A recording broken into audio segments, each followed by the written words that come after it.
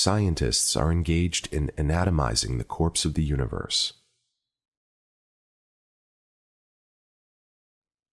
Ordinary scientist, one who possesses an assortment of information not verified by personal experience, and which is often disproved by another scientist.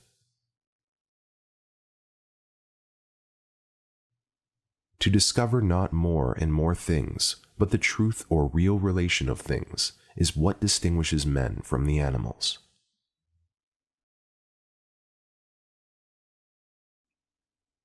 Only he who has attempted to judge himself can have an idea of judging anyone else.